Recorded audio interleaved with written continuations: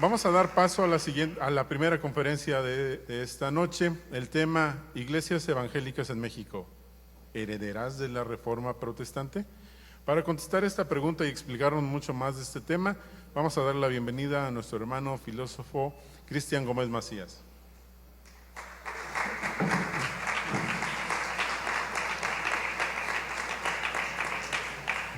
Muchas gracias. De repente creo que se hace mucho eco. ¿Se oye bien? Se oye bien. Empecemos por recordar por qué protestantes, por qué evangélicos, por qué cristianos son términos que confunden al INEGI y a gobernación, ¿verdad? Y que luego clasifican como Dios no les da a entender. Protestante es un apodo que se le dio a los príncipes alemanes que firmaron una carta que se llamó la Protestatio, cuando el emperador Carlos V les prohibía seguir enseñando su doctrina. Se iba a tratar de hacer una paz entre los príncipes que se separaban de Roma y los estados imperiales, pero a condición de que ya no se continuara difundiendo la reforma. Los príncipes alemanes dijeron: no podemos aceptar eso. Esa carta, la Protestatio, les valió el apodo a todos los firmantes de los protestantes, y de ahí el apodo ya se nos quedó.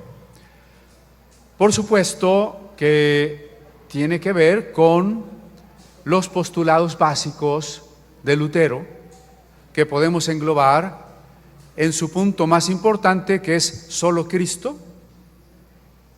Y puesto que solo es Cristo, entonces solamente la fe que recibe a Cristo y la Escritura que nos permite conocer a Cristo, y la gracia o amor divino por el cual de manera inmerecida y gratuita Dios nos da la vida eterna. La palabra evangélico, ya usada también desde aquellos tiempos, significa el que recibe el evangelio. A veces las personas dicen: ¿tú eres evangelista? Evangelista es el que lleva el evangelio, y evangelio quiere decir buena noticia. Ojalá fuésemos también todos evangelistas, pero por lo pronto evangélicos, es decir, los que reciben la buena noticia, los que reciben el evangelio. De tal forma que protestante y evangélico pues es intercambiable. Se ha insistido en que no es propiamente la Iglesia, y con razón, no es la Iglesia, no es la religión como tal, la que nos salva, la que nos establece una relación con Dios, sino precisamente el encuentro personal con Dios. De ahí que hoy muchos quieran decir simplemente: soy cristiano. ¿Y tú qué religión eres? Soy cristiano.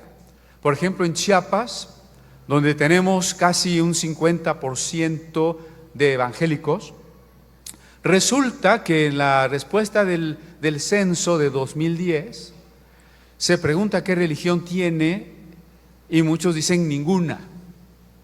Y entonces, aparentemente, en Chiapas hay un 30% de gente sin religión.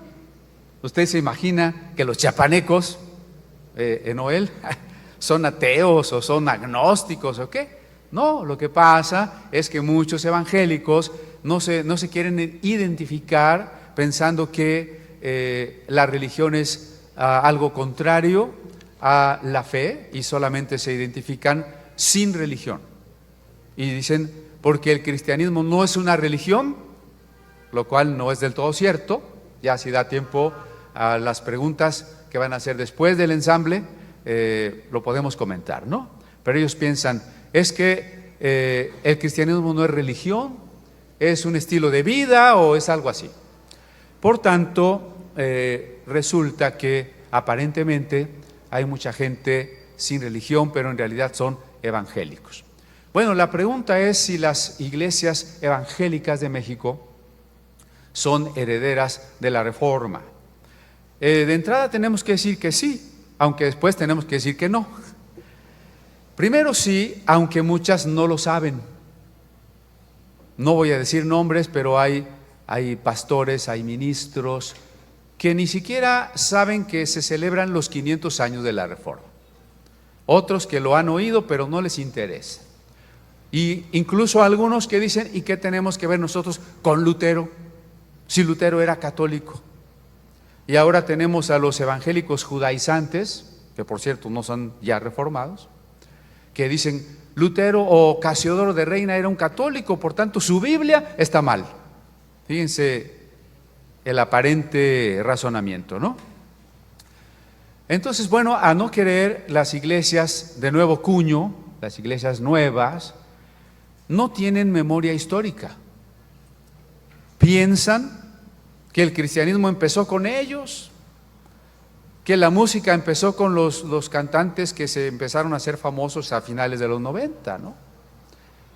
Que la Biblia pues casi les llegó del cielo, ¿no? No tienen idea de la historia de la Biblia. Entonces, ante la pregunta si las iglesias evangélicas son herederas de la Reforma, tenemos un primer problema: la falta de memoria histórica. ¿Qué tan importante es la historia? Porque alguien puede decir, yo creo en Cristo y a mí la historia me interesa un pepino, ¿verdad? Pero fíjese que el 80% de la Biblia es historia. Historia en el Pentateuco, historia en los libros históricos, relatos históricos en los profetas, los evangelios, el libro de los Hechos, etc. El 80% de la Biblia es historia. Entonces, ¿será o no importante la historia? Es importante, y en la Biblia hebrea se le llama profetas. A lo que llamamos historia le llaman profetas, porque la historia tiene la función de mostrarnos cómo Dios nos ha redimido, de dónde nos ha sacado, cómo nos ha traído hasta aquí, quiénes somos. Así que una iglesia que no tenga conocimiento de la historia de la iglesia, de las generaciones que le han antecedido, no sabe quién es, no sabe lo que ha hecho Dios y tampoco está enterada de las herejías que ya se han dado. Todas las nuevas herejías ya son viejas. Alguien ya las postuló y alguien ya les había dado respuesta. Lo que pasa es que no sabemos historia, ¿no? Sí somos herederos de la Reforma, aunque no todos nos llamemos luteranos. Y bueno, déjenme acotar en primer lugar que a pesar de ser diferentes denominaciones, tenemos elementos esenciales en común. Porque por allá afuera un observador puede decir, es que los protestantes son muchas sectas. La prueba de que los protestantes no tienen la verdad es que cada día hay más sectas, hay miles de sectas protestantes. Bueno, la palabra secta, en su sentido sociológico, no es más que un grupo que se escinde, que se corta. En el sentido peyorativo, ofensivo, que algunos quieren darle, es un grupo destructivo, un grupo fanático y cerrado. Las iglesias protestantes en ese sentido no son sectas y tampoco son muchas, pero lo más importante es no son tan diferentes, ¿no? Hay que pensar en esos eslogans que de repente la gente que quiere simplificarlo todo, ¿no? Porque muchas sectas protestantes o católico ignorante, seguro protestante.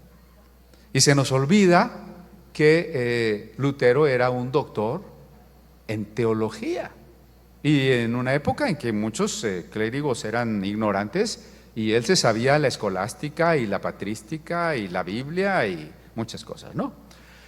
Bueno, entonces, ¿qué es lo esencial a las diferentes denominaciones protestantes? En primer lugar, tener la Biblia como principal o máxima, mejor dicho, máxima norma de la fe. No se puede tener una cabeza en el protestantismo, porque si tuviésemos una cabeza en el protestantismo, tendríamos un papa protestante.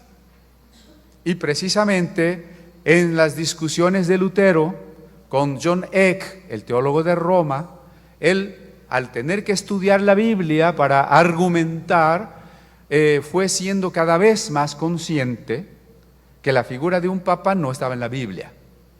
Entonces, es un principio protestante. No puede haber un papa como vicario, como el que está en lugar de Cristo, porque en lugar de Cristo está el Espíritu Santo. Entonces no puede haber un papa católico y un papa protestante, ¿no? Eso tiene su lado, si usted quiere, negativo, porque entonces al no haber una centralización, al no ser la iglesia protestante una entidad monolítica, bueno, pues entonces se parte en muchos pedacitos. Pero aún así hay papitas, no las Sabritas, sino de repente alguna denominación tiene su gran jerarca, su siervo de Dios, no me refiero a nadie en particular, que a veces hace las mismas tareas verticales, episcopales del catolicismo, ¿no? Pero en esencia el protestantismo no puede aceptar una cabeza humana, porque nuestra máxima norma de fe es la Biblia.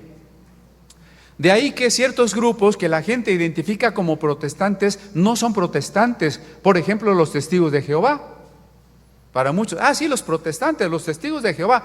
No, ni los testigos se asumen como protestantes, ni nosotros los consideramos protestantes. ¿Por qué? Porque aunque tienen la Biblia, ellos no la tienen como la máxima autoridad de la fe. Para la Watchtower Society, solamente la Biblia puede ser interpretada por la sociedad y solo puede ser entendida a través de los libros y revistas.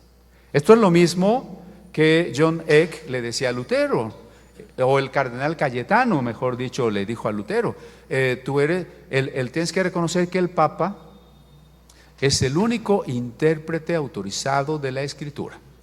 Y fue cuando Lutero contestó, no, la Escritura está por encima del Papa. Y entonces fue identificado plenamente con Juan Hus, que ya había sido condenado 100 años antes, y viene la excomunión. Entonces, si yo digo que la Biblia solo puede ser interpretada por los exégetas de la Torre del Vigía, y que yo solo puedo leerla y creerla a través de los libros y revistas, pues ya estoy en la misma postura de que el Papa es el único intérprete. Lo mismo, otro grupo que a veces se considera protestante por los que no saben, son los mormones. Pero los mormones no pueden ser protestantes porque aunque tienen el libro del Mormón, ¿no?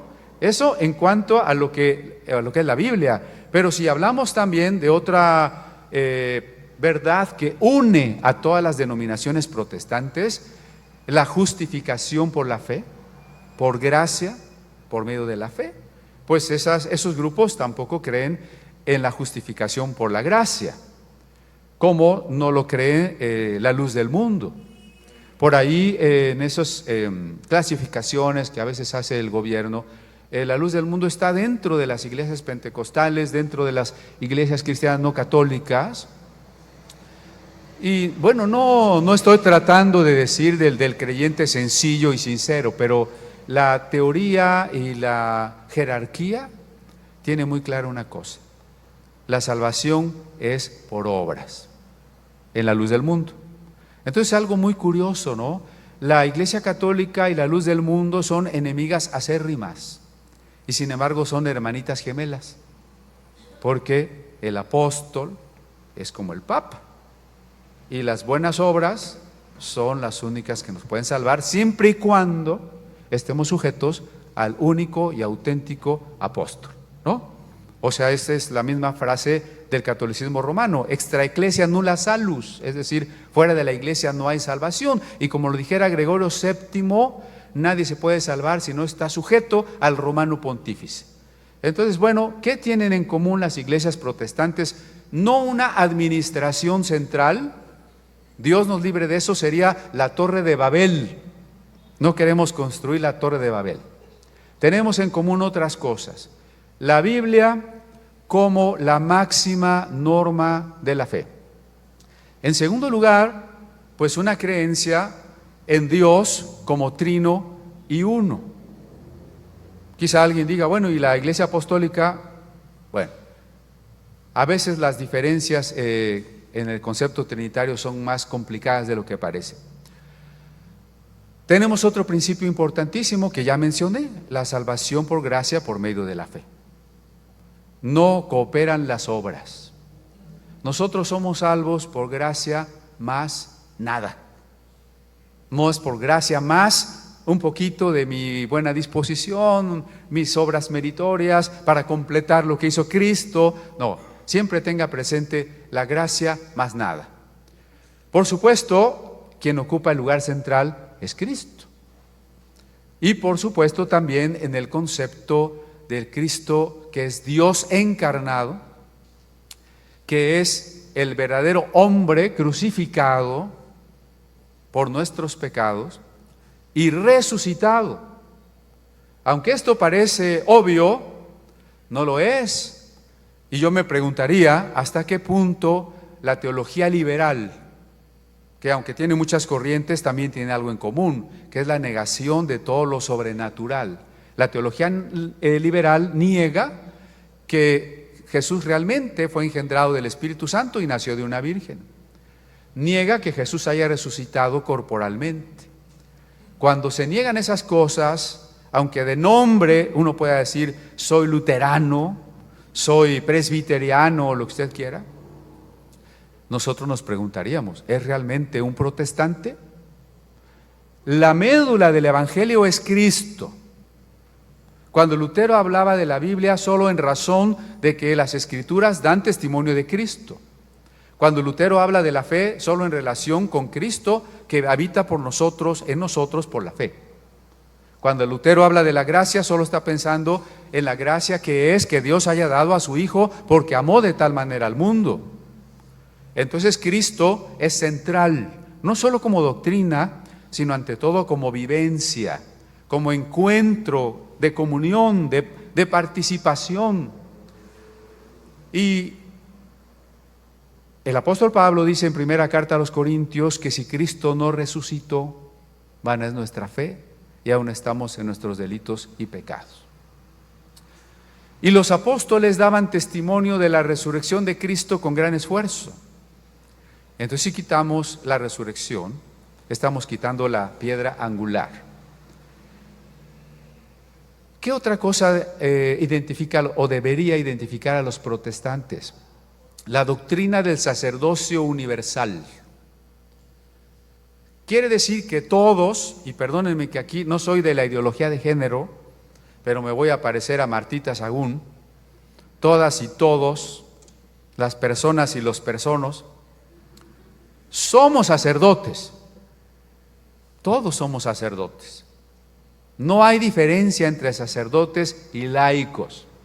Ese es un principio importantísimo que tiene su sustento en el hecho de cuando Jesús murió, la cortina que ocultaba el lugar santísimo, no digo el arca, porque en el tiempo de Herodes no había arca, se rasgó, y la carta a los Hebreos es muy clara y dice, con eso Jesús nos abría a todos un camino para entrar directamente al trono de la gracia. Eso es lo que antes hacía el sacerdote, ¿no? Ser el intermediario entre el hombre y Dios y entre Dios y el hombre. Cuando esa cortina se rompe y nos abre el camino, todos hablamos directamente con Dios. Usted no necesita decirle, pastor, usted que está más cerca de Dios, usted que se va a ir al cielo con todo y zapatos, pídale a Dios por mí. No, usted puede orar directamente. Y viceversa, usted puede escuchar la voz de Dios, no necesita ir con los nuevos profetas de un canal de cuyo nombre no quiero acordarme, a decirle, ¿qué dice Dios? Todo lo que usted necesita es abrir la Biblia y escuchar la voz de Dios. Eso significa que somos todos sacerdotes. Y otro postulado protestante importantísimo que debe ser común es el libre examen. ¿Qué quiere decir eso? Que cada creyente debe enfrentarse directamente al texto en su idioma. No quiere decir libre que la interprete como quiera, Ni Lutero, ni Calvino, ni Zwingli, a nadie se le hubiera ocurrido semejante absurdo. La doctrina del libre examen significa que tengo la libertad de rechazar cualquier cosa que yo no encuentre expresamente en la Biblia.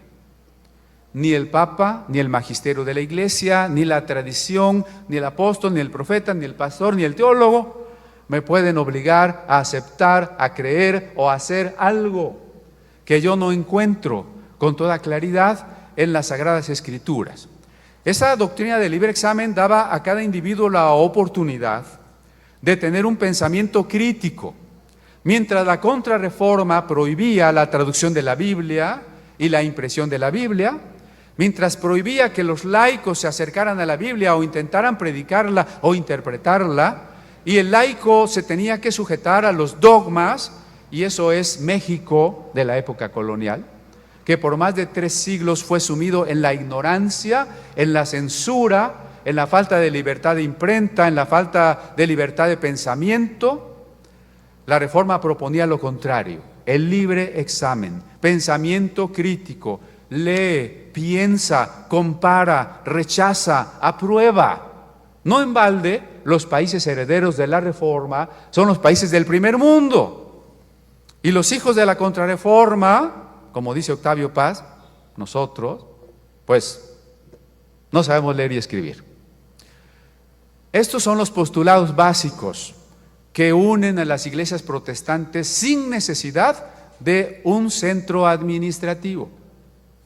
Por eso nos reconocemos como hermanos. Si no somos sectas, desgraciadamente sí, puede haber muchas veces espíritu sectario. ¿Qué es espíritu sectario?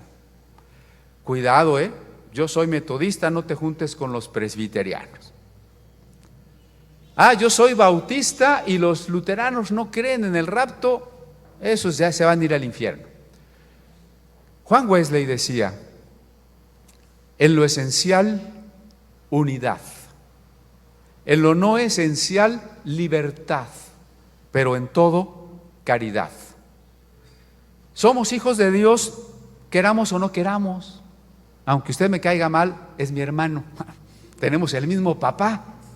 Y entonces tenemos que reconocer esa unidad que es un hecho espiritual, es un hecho realizado por Dios. Y a pesar de que tengamos muchas interpretaciones en las cosas secundarias, debemos tener una unidad en lo esencial, como dice Efesios, un Señor, una fe, un bautismo, un espíritu, etcétera, ¿no?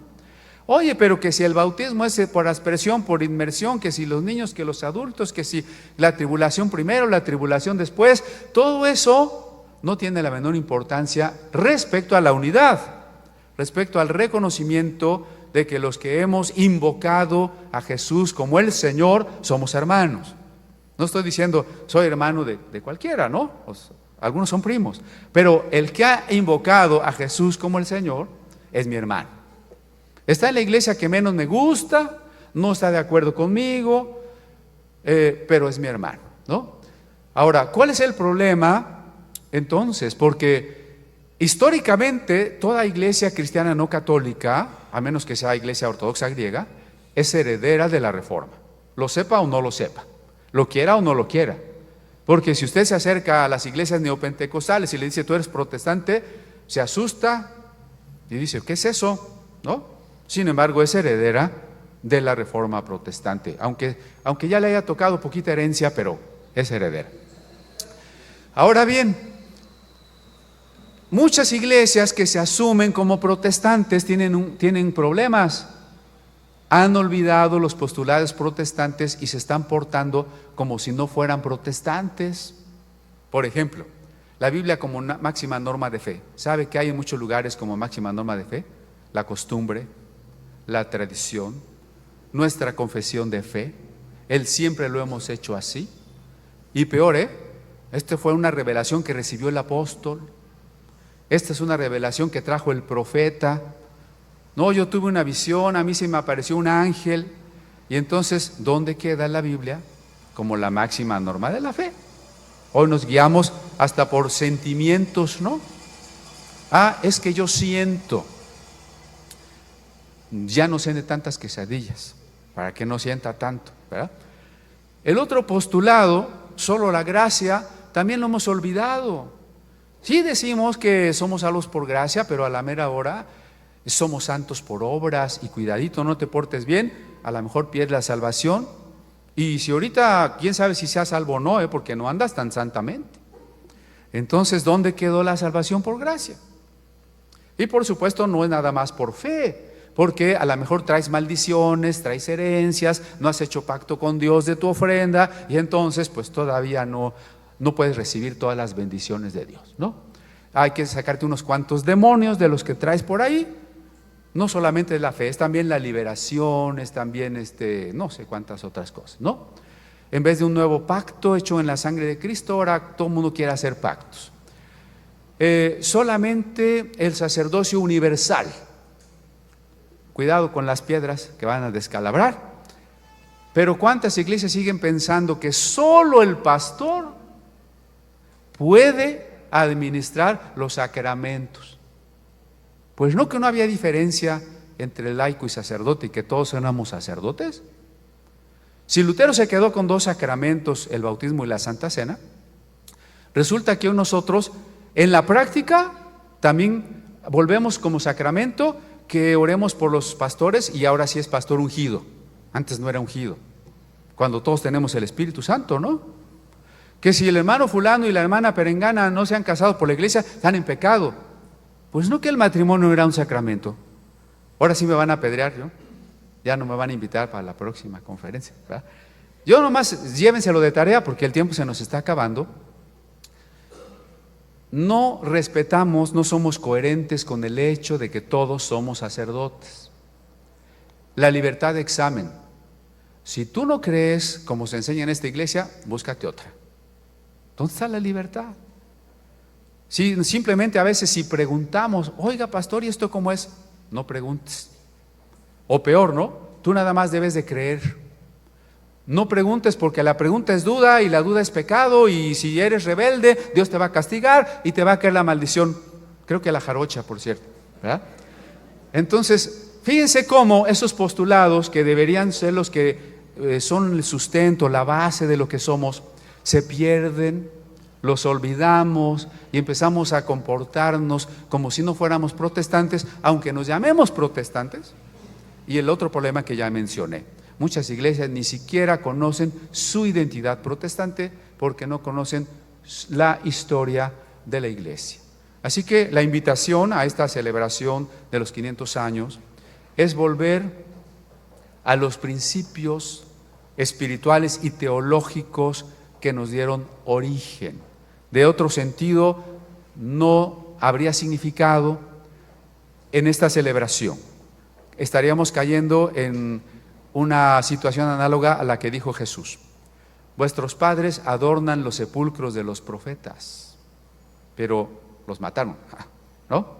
Entonces, ¿para qué adornar? ¿Para qué celebrar si en el fondo no estamos siendo coherentes y revisando nuestras tradiciones y lo que somos para poderla realmente seguir transformando hasta volver al modelo bíblico? Muchas gracias.